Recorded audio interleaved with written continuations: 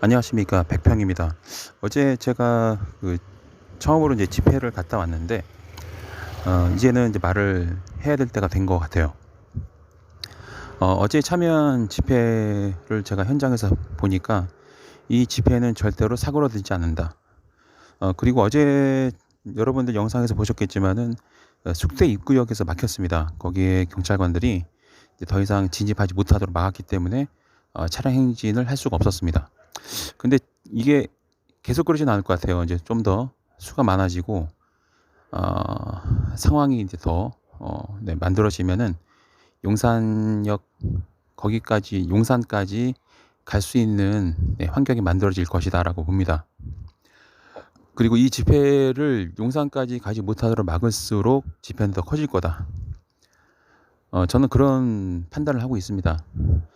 그런데 이제 어제 제가 광화문역 5번 출구 나오자마자 만났던 거는 태극기 집회였어요.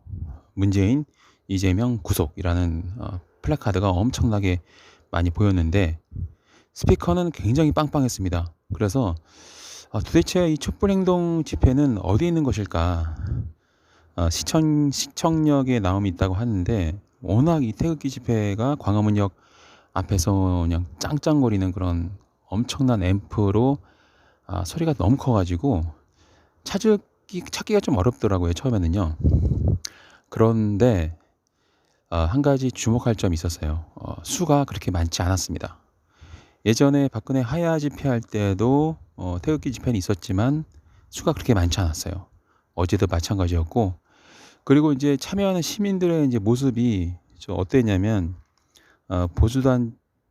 보수단체라고 부르고 싶지도 않은데요. 어쨌든 친일 태극기 단체에서 참여하는 그 집회 가담자들은 계단에 앉아가지고 어깨 축 늘어뜨리고 그냥 이 집회를 왜 하는가 그런 고뇌에 빠진 듯한 그런 모습으로 해석할 수 있는 그런 장면들이 많았습니다. 뭐 계단에 걸터 앉아가지고 어깨 축 늘어지고 그냥 그 플래카드도 그냥 힘없이 들고 있어서 출렁출렁하는 그런 모습들이 많이 보였습니다.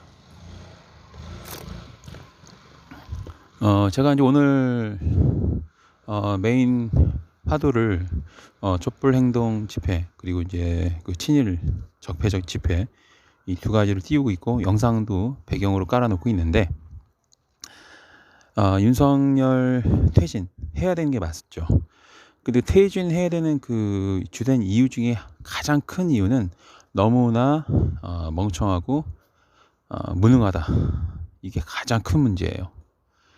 간악하고 뭐 나쁜 놈이고 해도 일단은 뭔가를 하면서 챙겨 먹으면은 경제가 어느 정도 돌아갑니다. 그러니까 왜냐면 경제가 돌아가야 뭐 콩고물 떨어질 거 아니에요. 그러니까 경제가 좋아야 뭐 빼먹기도 하고 할 거 아니에요. 근데 이거는 지금 이 윤석열 정부의 큰 문제점은 그것도 아니라는 거예요. 그냥 철밥통. 그러니까 그야말로 비효율의 극치. 아무것도 하지 않고 나는 아무것도 안 했기 때문에 처벌받을 거 없다. 그러니까 부작위로 계속 5년을 채우겠다라는 그런 관점인데 이게 바로 평생을 이 공무원 생활한 사람의 모습인 거예요. 대통령직은 적극적인 그런 모습이 필요한 겁니다. 적극적으로 주도를 해야 되고 참여를 하고 네.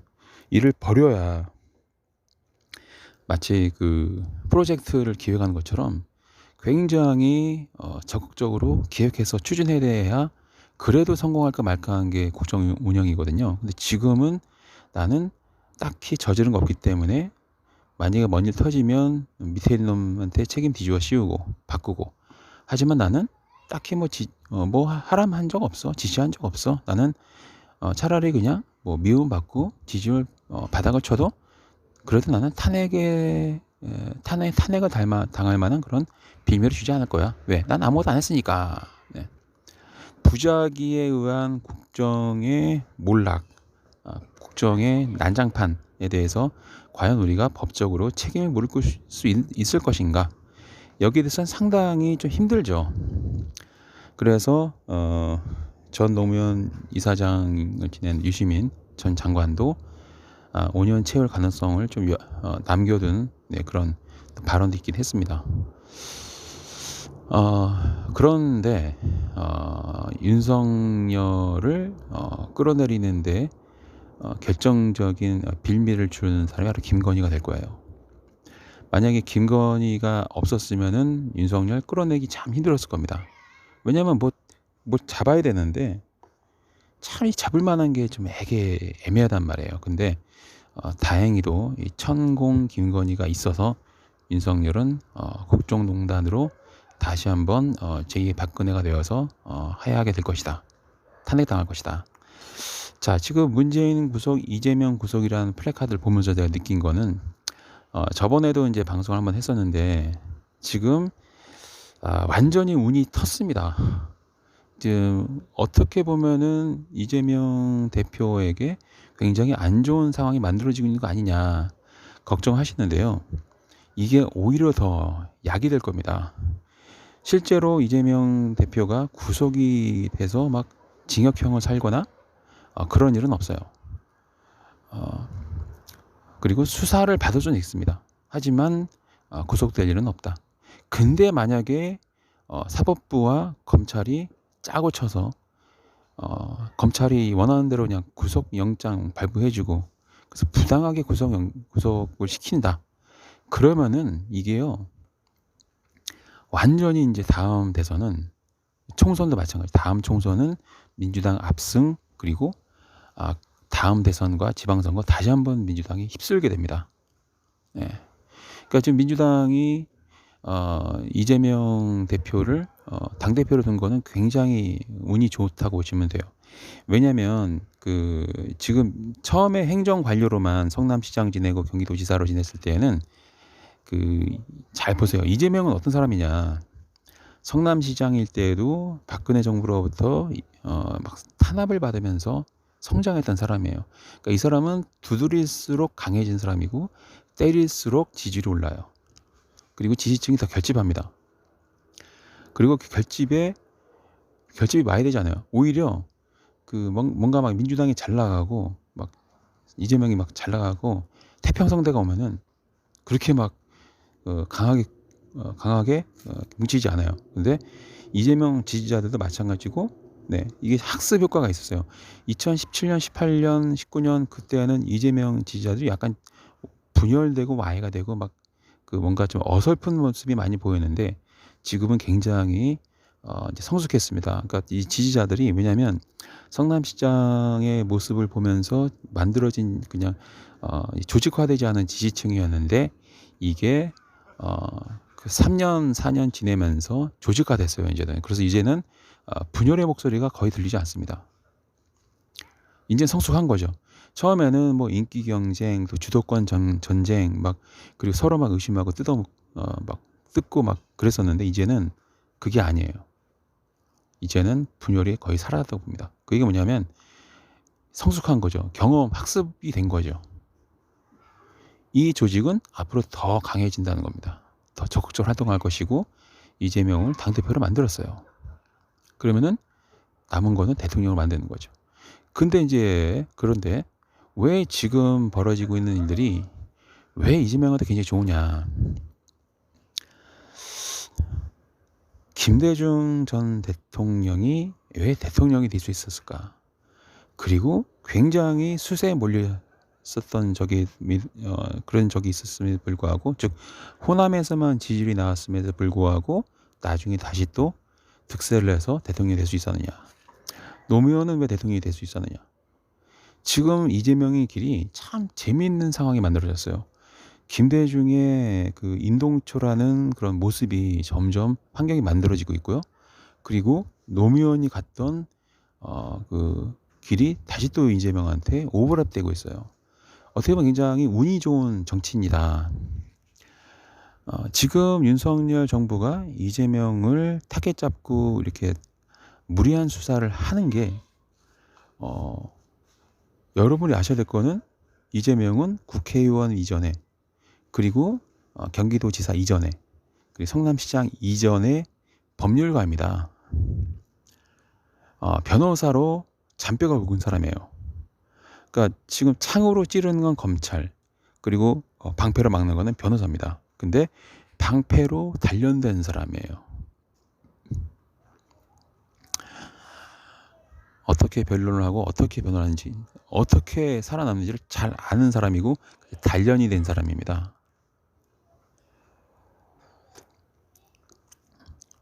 Man of Steel, 네, 강철 같은 남자예요. 두드릴수록 더 강해진다, 그 얘기죠.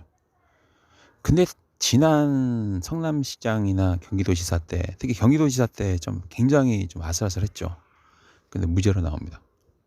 네, 그 무죄 판결 받은 게 굉장히 도움이 많이 될 거예요.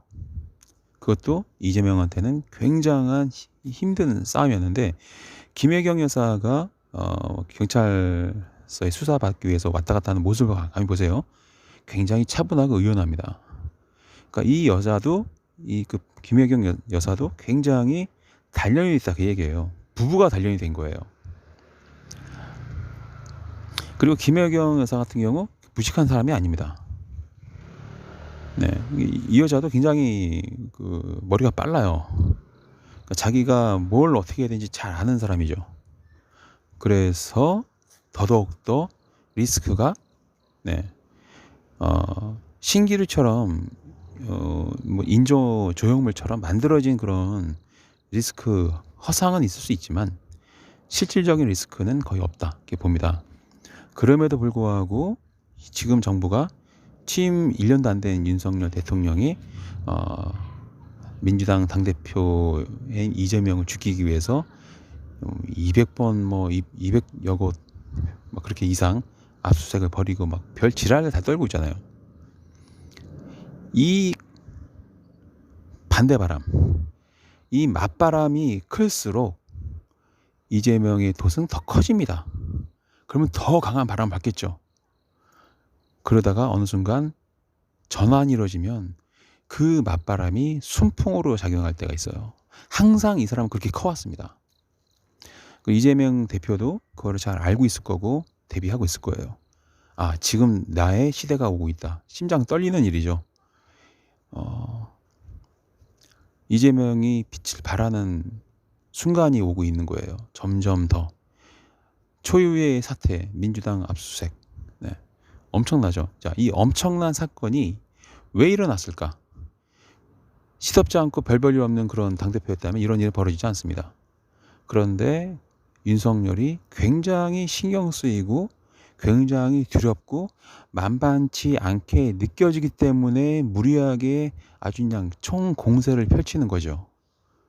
박정희나 전두환이 김대중을 죽이기 위해서 그렇게 난리집어서 떨었지만 결국은 죽이지 못했습니다.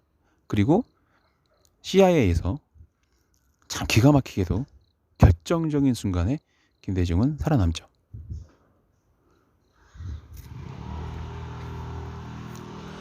근데 이 미국 이 정치 판세가 한반도에, 사실 미국이나 그 일본이, 특히 일본이나 미국이 바랬던 윤석열의 모습은 지금의 모습은 아니었어요. 그러니까 윤석열이 대통령에 당선될 수 있도록 가장 힘쓴 그 힘이, 그 배우가 일본 그리고 어느 정도의 미국이란 말이에요.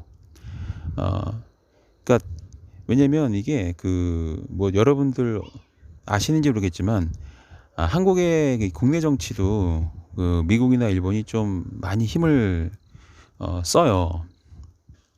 윤석열이 당선될 수 있었던 거는 이제 문재인이라는 참 대통령 경험하고 나서 한 번도 그런 사람이 나오면은 한국이 미국이나 일본으로부터 벗어나게 됩니다. 영향권이요. 그래서 총 공세를 펼쳐가지고 윤석열 같은 꼭두각시를 내세운 거예요. 근데 문제는 뭐냐면 이 꼭두각시가 어느 정도로만 멍청해야 되는데 완전히 그냥 나가버리니까, 너무나 이제 무능하고 무지해버리니까 문제가 생기는 거예요.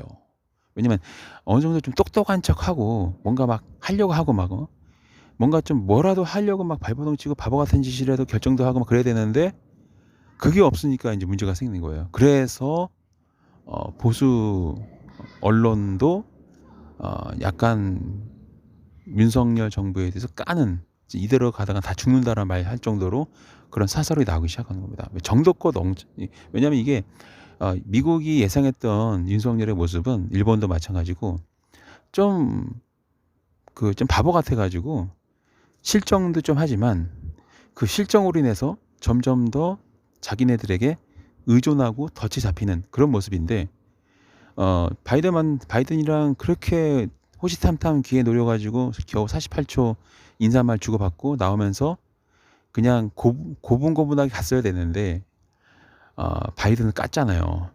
왜? 그러니까 꼴에 또 자존심이 있어가지고 그게 굉장히 자존심 상한 겁니다.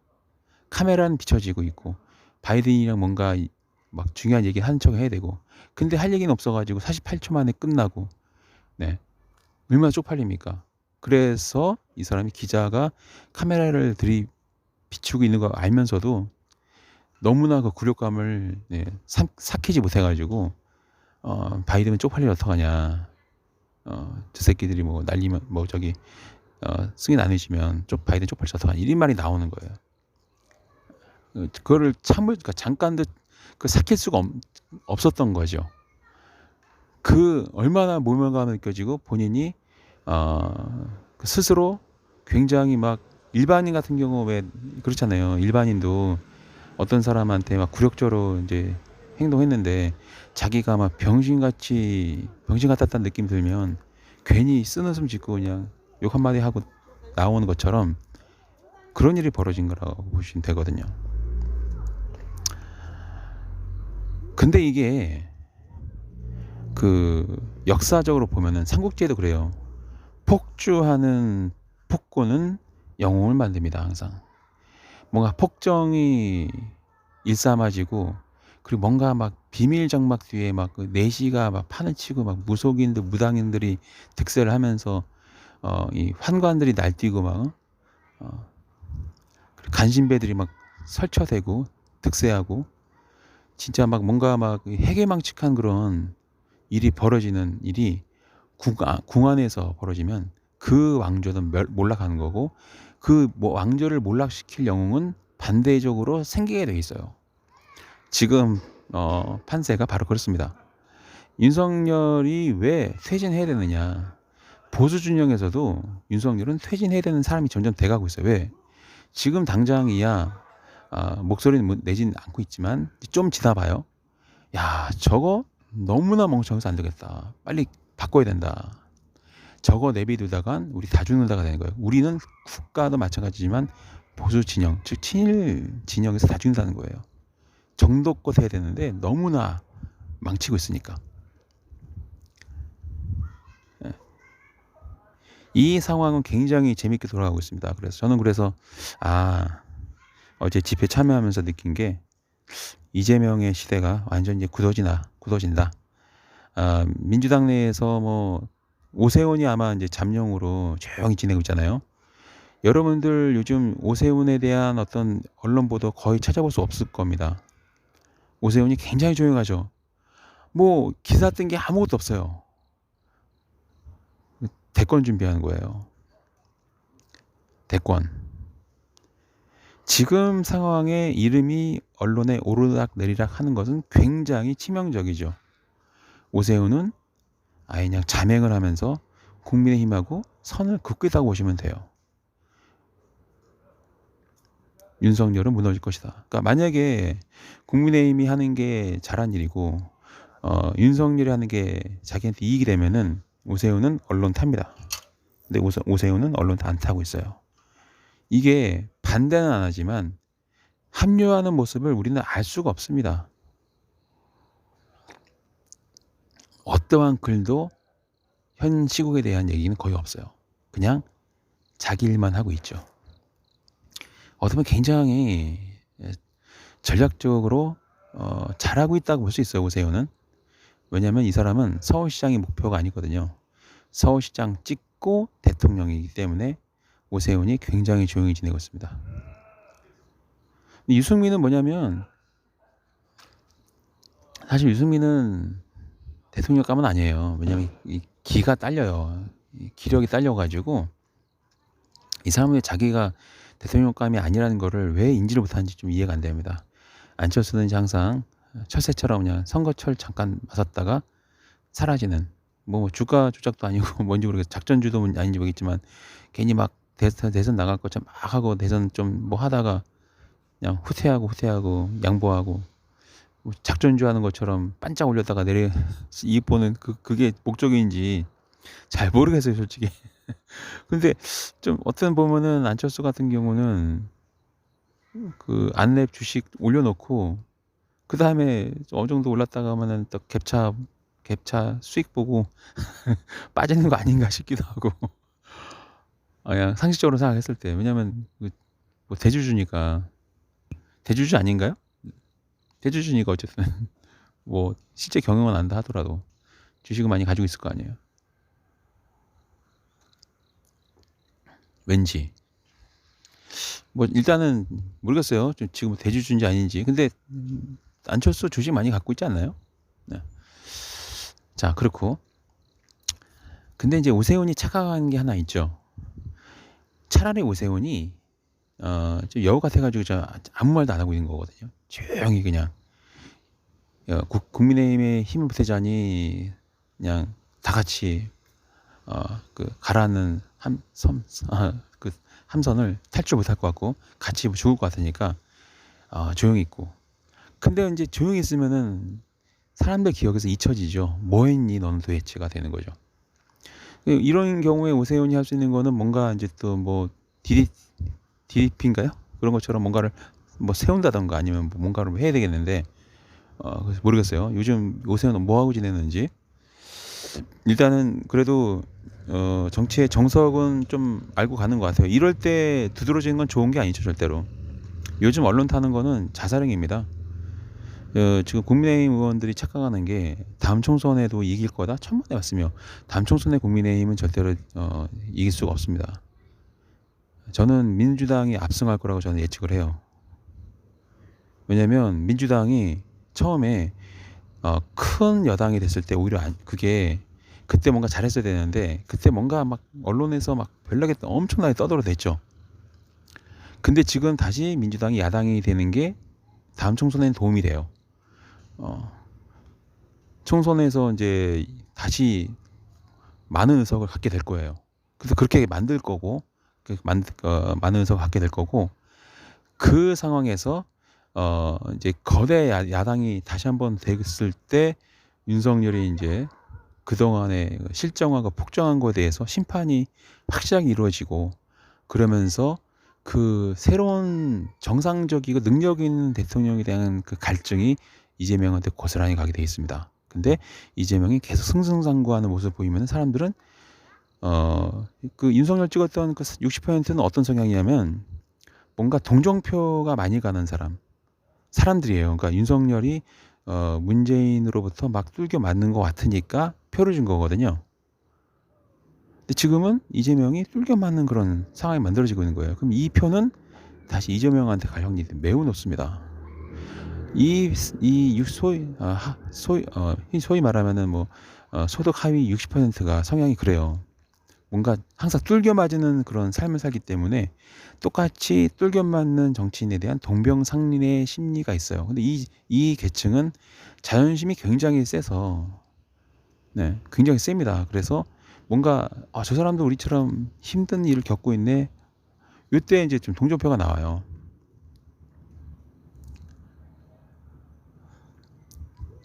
질투심이 많거든요. 뭔가 잘 나가고 잘 나간 것 같으면은 삐딱하게 보고 왠지 그 사람이 싫어. 이 소득 하위 60%는 항상 뭔가 어리숙해 보이는 그런 모습을 인간적이라고 느낍니다. 왜냐하면 이 사람들 평생 그렇게 살아요. 술자리에서도 똑똑하게 말 잘하는 놈보다는 어리숙하지만 뭔가 진솔해 보이는 그런 바보를 좋아합니다. 그걸 더 인간적으로 여기고 위험하지 않다고 느껴요. 똑똑한 사람은 그리고 돈이 많은 사람은 위험한 사람. 그리고 약간 바보 같지만 잘 웃고 성격 좋으면은 위험하지 않은 사람. 이 사람들은 위협인가 아닌가를 그렇게 판단합니다.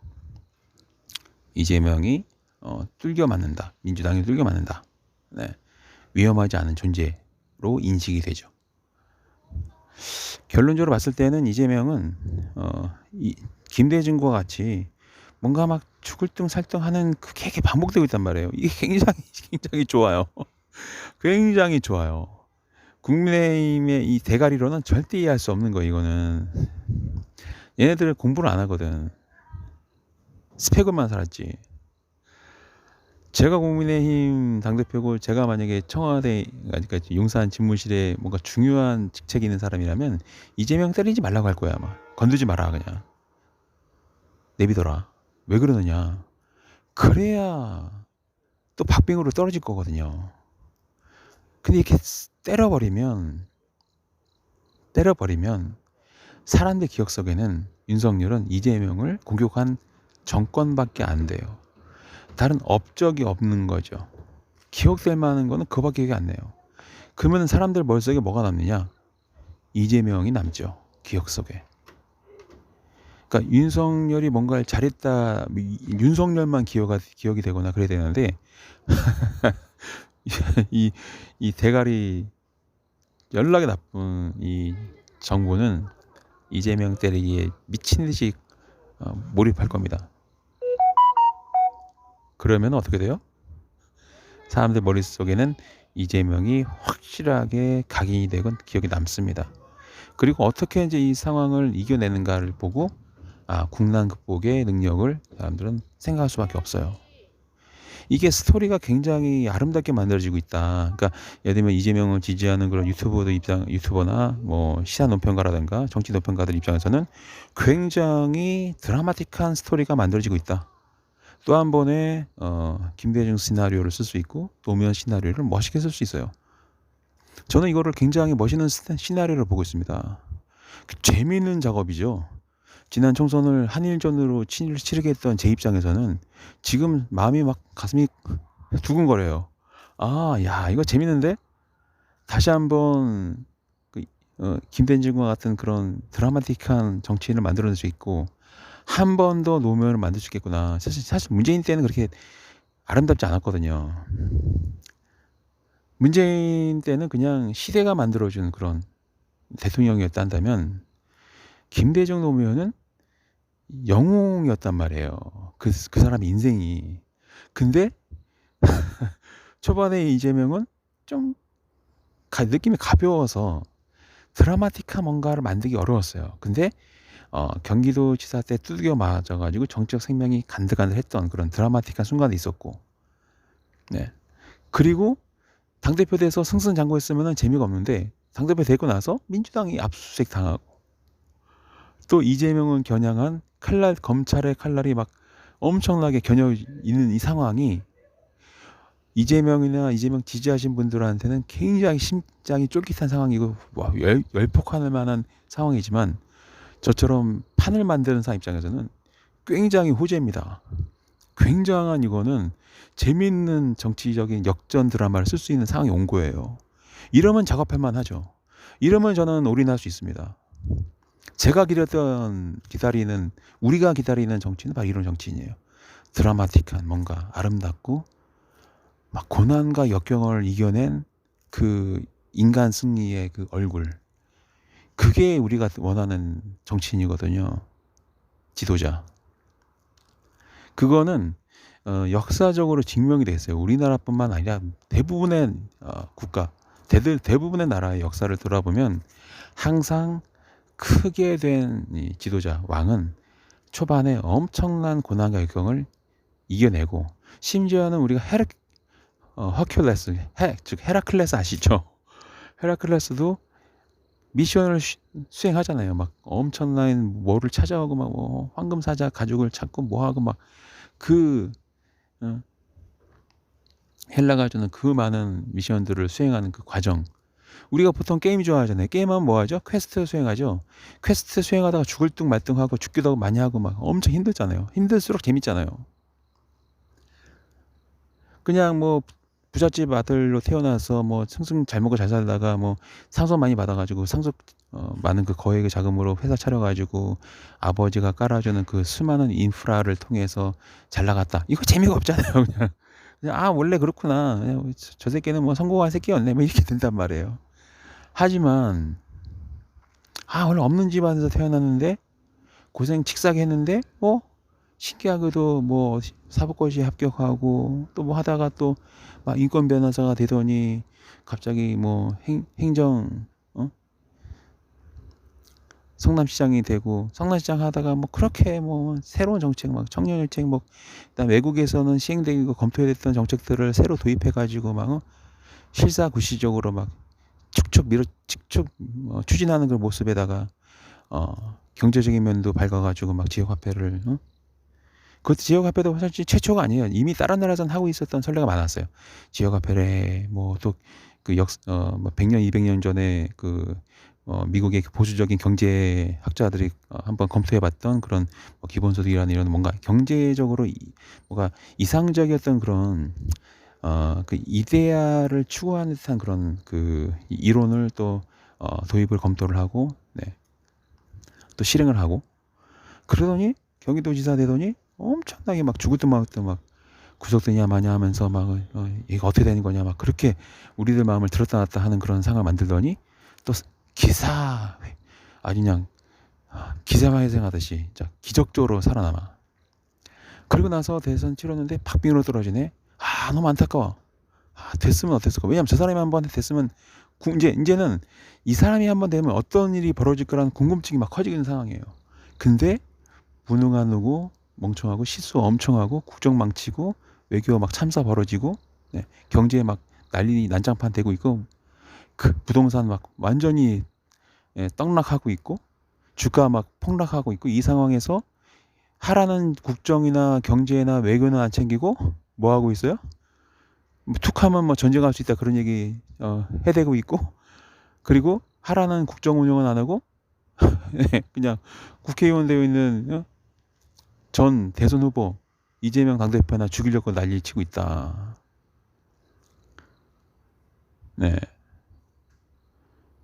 정치하라고 대통령 시켰더니 참 염치도 없죠. 이쯤 되면은 알아서 쪽팔려 가지고 그만둬야 되는데 쪽팔린지도 몰라요. 왜? 최밥통 공무원 출신이니까. 제가 이재명 경기도지사 때나 성남시장일 때도 계속 제안했던 게 뭐냐면 국회의원 꼭 한 번 해라. 한 번이라도 되니까 재선까지도 바라지 않으니까 한 번만이라도 국회의원 되어라. 재선 되면 더 좋고 국회의원 꼭 한 번 해라. 왜 그러냐면 국회에서 한번 가봐야 대선판이 벌어지거든요. 행정관료 출신의 대통령은 윤석열이나 이낙연처럼 완전 무능하고 막 이상한 일을 해요. 근데 국회의원을 한번 지내 놓으면 이제 뭔가를 딱 알게 됩니다. 진짜 정치의 그 세계를 완전히 이제 체득하게 되는 거죠. 성장할 때 반대 바람이 크지 성장하지 않은 사람에게는 역풍이 불지 않아요. 저는 그래서 오늘 2022년 10월 23일입니다. 대선은 아직도 멀었죠. 총선도 멀었어요. 하지만 지금 벌써 총선에 대해서 민주당 압승을 얘기하고 이재명 압승을 이제 점칠 수 있는 이유가 뭘까? 제가 딱 그리는 그 시나리오가 딱 이미 그려지고 있기 때문이에요. 제가 뭐 별 특별한 사람은 아니죠. 하지만 내가 봤을 때도 시나리오가 보이는데 오죽하면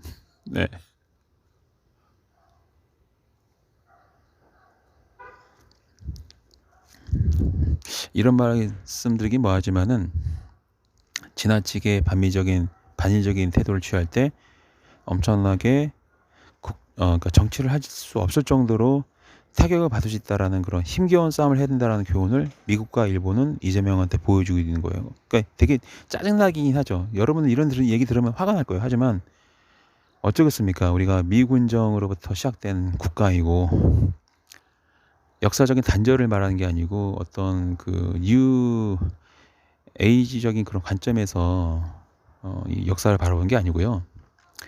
현실적으로 봤을 때 우리는 어쨌든 5,000년의 역사를 지니고 있는 민족이긴 하지만은 실질적으로 히로시마의 원폭이 떨어지면서 천황이 항복을 하고 미군정 들어와서 민주주의 쫙 깔린 그런 상황이란 말이에요.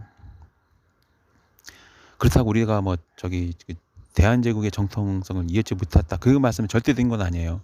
그건 아니에요. 법통을 이어받긴 했는데 이제 현실적인 부분.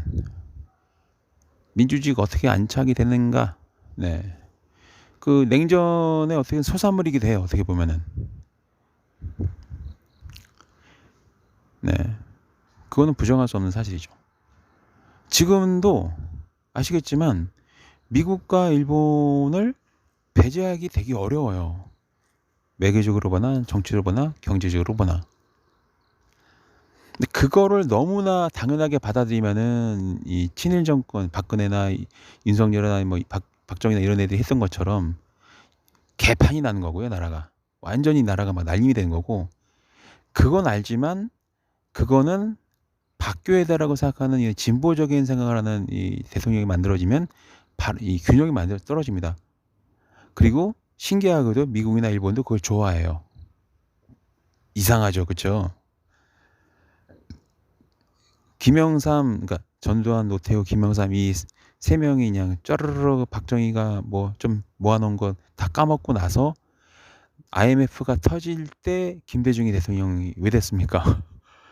그렇다고 미국이 나서가지고 우리나라 경제를 막 호전시켜버리면 우리는 어떻게 될까요? 아, 미국의 식민지였건 나라가 눈뜰 거 아니에요, 국민들이. 사실 대한민국은 미국의 식민지 상태에 거의 있거든요. 근데 미국이 나서가지고 케네디 때 마찬가지. 케네디 때도 왜 박정희가 나라 경제를 개판치려고 할 때 미국의 경제 수석들을 대거 그냥 침투시켜가지고 박정희 목 쥐어잡고 시킨 대로 해가 돼서 이제 그 북한보다 우리가 더 잘 살게끔 만들었단 말이에요. 그렇게 만들었단 말이에요. 네. 경제개발 5개년이 그것 때문에 발전한 게 아니라 사실은 미국의 냉전에서의 어떤 그 승기를 잡기 위한 자유민주주의의 어떤 그 우월성을 대한민국을 통해서 이제 구현하기 위해서 대한민국이 좀 북한보다 잘 살게 된 그런 배경도 있어요. 지금 그렇다 보기는 어렵지만 어쨌든 시초에 초석에 이렇게 만들어졌단 말이에요. 그리고 여러분 아시겠지만 모든 역사학자 뭐들이 인정하는 거지만 일본으로부터 차관들이 올 때 우리의 어떤 그 기본적인 소재라던가 그다음에 뭐 이런 핵심적인 그 기술이라던가 핵심적인 소재 같은 경우는 다 일본에 의존해 있는 그런 90% 이상. 그게 한번 그때 일제불명운동 할 때 한번 또 빵 터져가지고 반도체 위기 왔던 거 아니에요? 네. 그거를 또 극복하는데 문재인 대통령이 기여했던 것이고. 이 얘기 왜냐면은 윤석열이 나라를 망치는 거는 이재명이 대통령 되는 게 100% 되는 그 시나리오예요. 왜? 미국이 나서가지고 박정희 때도 미국이 나서지 못했습니다. 왜냐하면 미국이 나서서 우리나라를 살려버리면은 미국 때문에 살린 거지 우리가 경제가 발전된 거지 자유민주주의가 더 자본주의가 더 우수해서 발전된 건 아니라고 보이기 때문에 미국이 뒤에서 작용한 것처럼 지금도 마찬가지죠. 윤석열이 나라 경제를 막 개판 쳐버리고 다 엉망진창 만들어버려. 그렇다고 미국이 나서가지고 이걸 해결해주면은 한미 관계는 끝나는 거예요. 여기는 적화성이 됩니다. 왜? 우리가 그동안 미국의 식민지였네? 그 민족성 강한 대한민국 국민들이 그걸 받아들일 수 있을까요? 그때부터는 반미의 촛불 바다가 확 켜질 겁니다.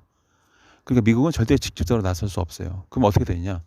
그 난장판된 제2의 IMF를 바라보고 있는 한국을 정상으로 돌릴 만한 지도자가 필요한데 그게 바로 이재명이라는 거예요. 그래서 이재명은 다음 대통령이 반드시 될 수밖에 없고 그래야만 되는 거죠. 그거는 미국이 원하는 것이고 일본이 원하는 겁니다. 신기하게도. 왜? 우리나라 경제가 개판되면 미국, 일본도 엄청 타격받습니다. 대부분의 수출이 어디로 갑니까? 네, 핵심 부품 기술들이 어디에 의존되어 있나요? 아직도 우리는 일본 제품에 의존하고 있어요. 언론 보도만 안 됐을 뿐이지. 아직도요.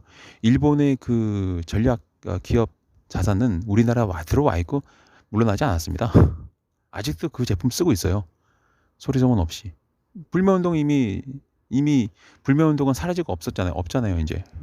그러니까 기업들이 다시 또 옛날로 쓰고 있는 거예요. 10월 11일부터 무비자가 왜 열렸겠습니까? 그게 다시 이제 예전 같지는 않다 하더라도 예전으로 돌아가고 있는 거예요.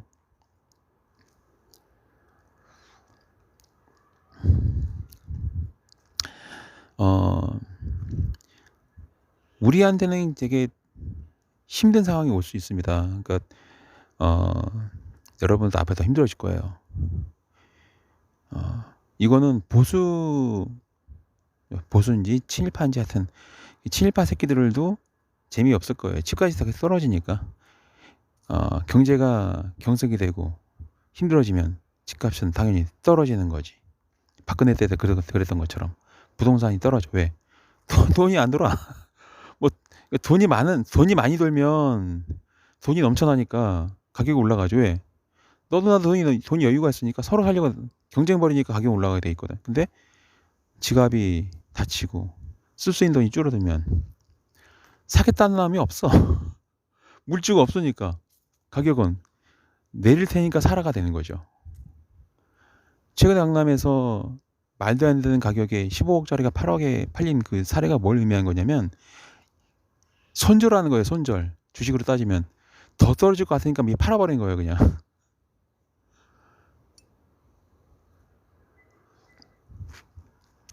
경제가 어려워지면 민주당은 득세를 합니다.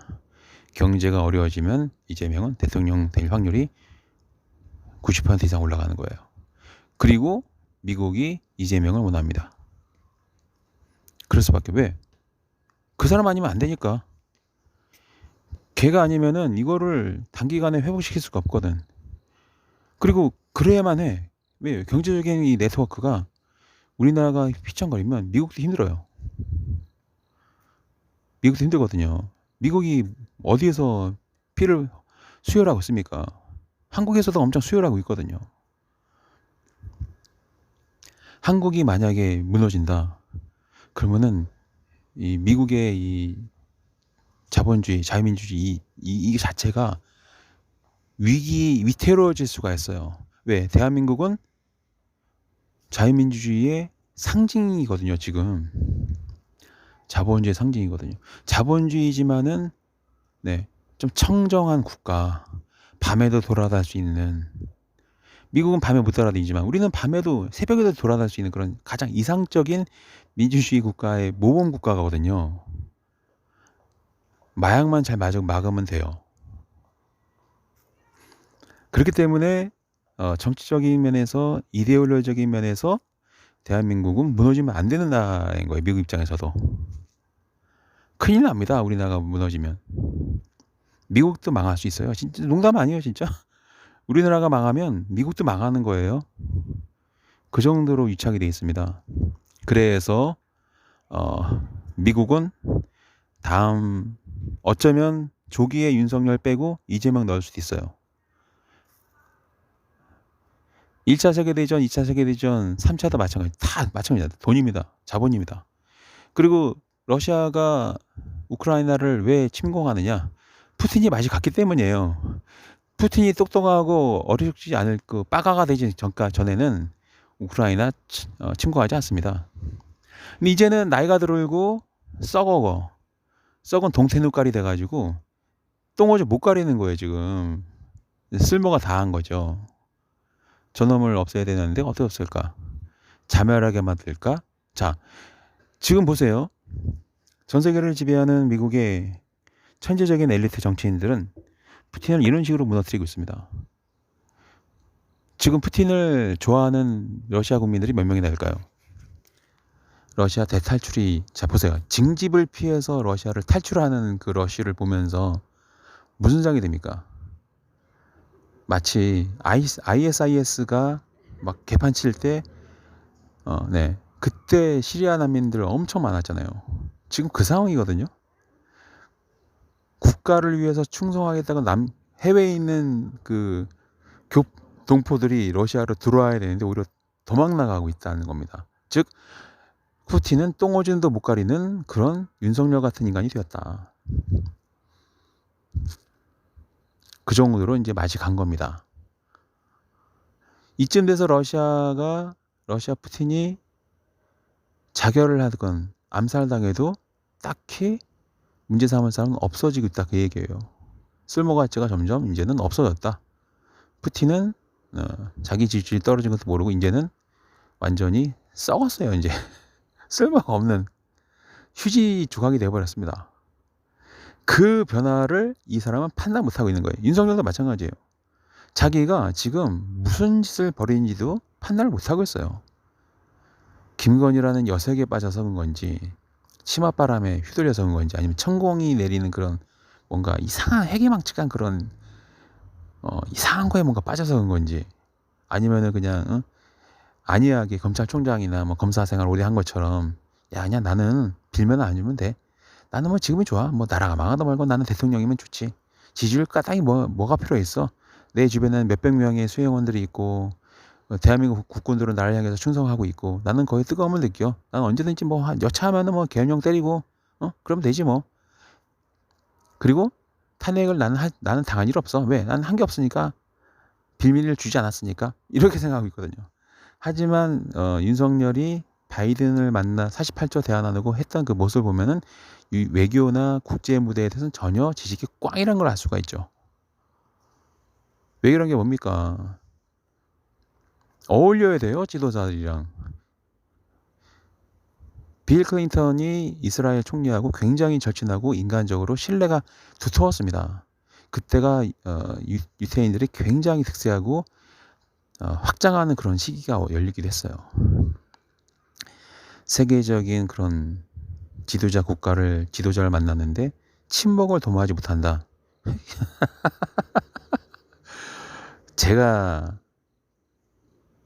저는요, 자신있게 말씀드리는데 윤석열보다 제가 100배 나아요.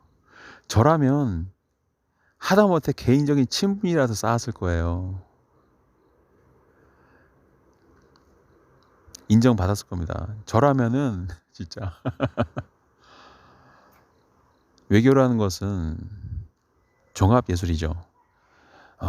개인적인 친분, 또 야 나는 너와 편하게 대화 나눌 수 있는 친구 같은 사람이야. 우리는 지적 수준이 비슷해. 그리고 나는 나와 대화 나눌수록 상대방은 새로운 걸 얻어가는 그런 뭔가 그런 주고받는 기브앤테이크가 이루어져 가지고 그 대통령이 다시 한번 나를 만나고 싶어하고 그립고 막 그래야 되는 건데, 시간이 없어서 한국 대통령 못 만나는, 이 정도는 돼야 되는데 지금 보면은 지난번 바이든 만났을 때 그 모습 보면은 혼자 꽂아놓은 보릿자루처럼 그냥 자리 무슨 뭐 저기 결혼식 초청받은 하객처럼 앉아가지고 시간이나 때우고 앉아가지고 그냥 혼자 동떨어져가지고. 네. 근데 불쌍하지 않습니까? 근데 불쌍하고 떠나가지고 무능한 거죠. 기본적으로 인간과 인간의 관계를 이해 못하는 사람이라고 봐요. 저는 맨날 사람 들이고 조작하고 막 집어쳐놓고 한 일만 했으니까 인간적인 면이 없는 거죠. 아무리 무능해도 최소한 친목은 사교적인 면은 있어야 되는 거 아닌가요? 근데 이놈의 지금 현재 대통령은 사교성도 없어. 그게 뭔지를 몰라. 맨날 검사실에서 힘없는 사람 집어쳐놓고 네. 그 짓만 했으니 할 줄 아는 게 그밖에 없는 거죠. 미국은 조만간에 윤석열을 이제 마무리 짓지 않을까 싶어요. 그게 만들어집니다. 그럴 수밖에 없어요. 이대로 놔두면 안 되니까. 그래서 우리가 생각하는 것보다 이상으로 조기 대선이 치러질 수 있다. 저는 그렇게 봐요. 조기 대선이 치러질 수도 있다. 왜? 잘못하면 IMF가 오는데? 한국이 무너지면 우리나라 사람들이 어떤지 아세요? 해외 법인 만들어가지고 엄청나게 돈을 굴리고 있어요. 한국이 무너진다? 이거는 세계 경제의 대재앙이에요. 한국 사람들은 참 그 친밀성이 좋아요. 참 부침성이 좋습니다. 저도 해외에 많이 다녀보지만 어딜 가든 한국 사람 있어요, 진짜. 네. 오늘 좀 보다 길게 말씀드렸는데 조만간에 한번 생방으로 한번 여러분들에게 이모저모에 대해서 좀 말씀을 드리고자 할게요. 오늘은 여기까지 하겠습니다.